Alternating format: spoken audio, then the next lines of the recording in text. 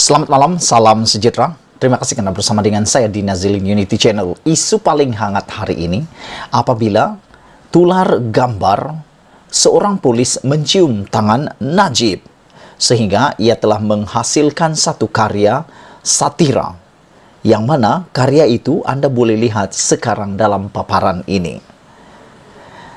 Najib telah dijatuhi hukuman penjara 12 tahun dan denda Rp210 juta oleh Mahkamah Tinggi, dan hukuman itu dikekalkan oleh Mahkamah Rayuan dengan hakim sebulat suara menyatakan Najib adalah kemaluan besar kepada Malaysia.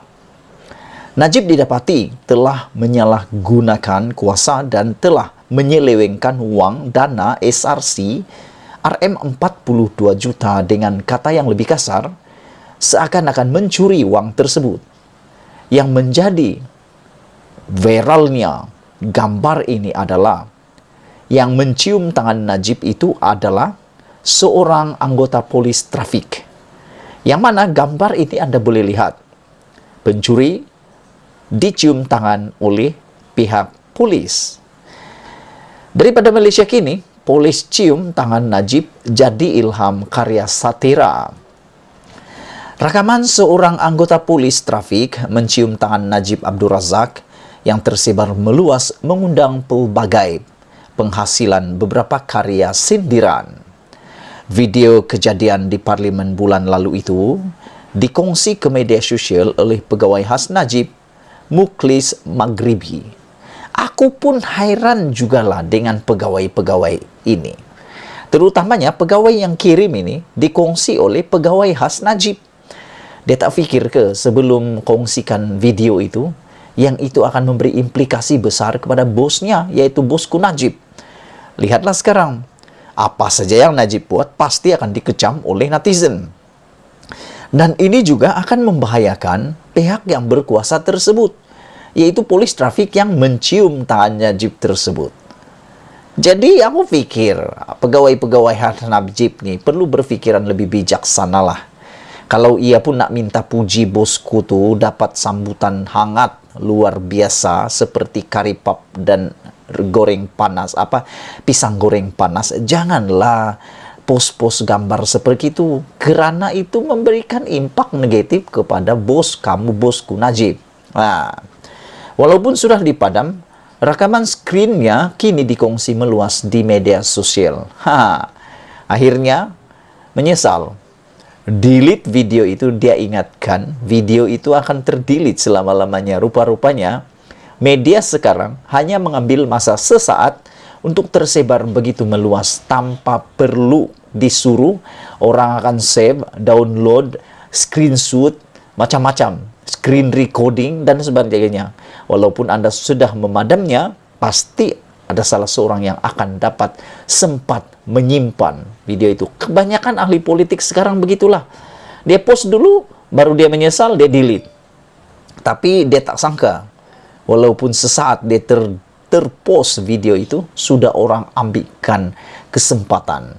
Nah, ini yang berlaku. Kartunis Zunar akhirnya menyindir karya kartunnya. Melalui kartunnya, yang memaparkan seorang anggota polis mengejar pencuri. Apa yang berlaku? Bagaimanapun, setelah berjaya ditangkap, dia mencium pula tangan lelaki itu. Anda boleh lihat gambar satira yang saya kongsikan sekarang ini.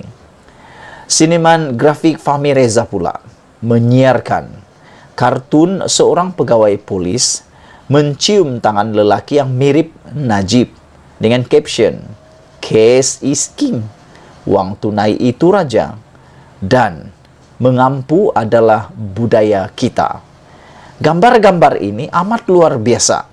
Gambar-gambar ini satu satira, karya satira sindiran yang amat luar biasa.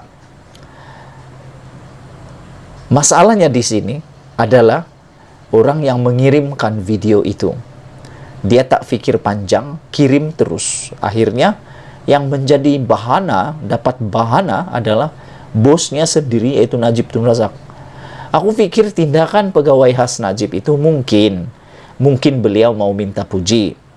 Mungkin beliau mau menunjukkan yang bosku itu popular, melebihi kepopuleran Rafizi Ramli, Anwar Ibrahim. Ialah kan, kalau Rafizi datang kemana-mana, taklah sampai orang terjerit-jerit cium tangannya. Begitu juga dengan Anwar. Mungkin itulah sebabnya dia nak tunjukkan. Apalagi Tun Mahathir sekarang.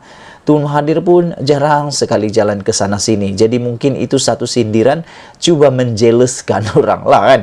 Tapi itulah tindakan sekali pikir menghasilkan padah.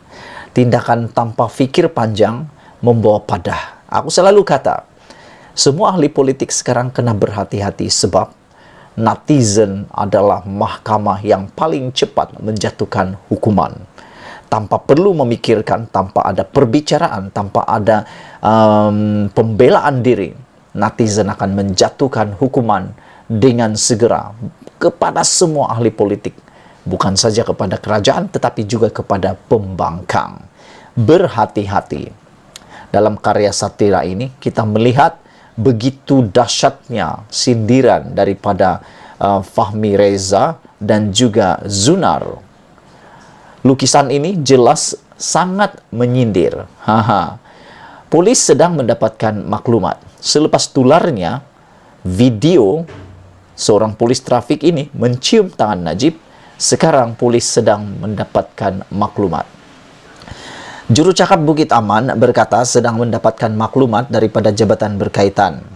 Ketika diminta mengulas perkara itu, bagi pihak media, kepada pihak media. Jadi maksudnya polis mau buat siasatan, tak tahu dia nak siasat siapa. Pelukis kartunis inikah atau polis yang mencium tangan Najib itu? Kerajaan BN tumbang buat kali pertama pada tahun 2018 ketika dipimpin Najib yang diasak hebat dalam isu skandal 1MDB.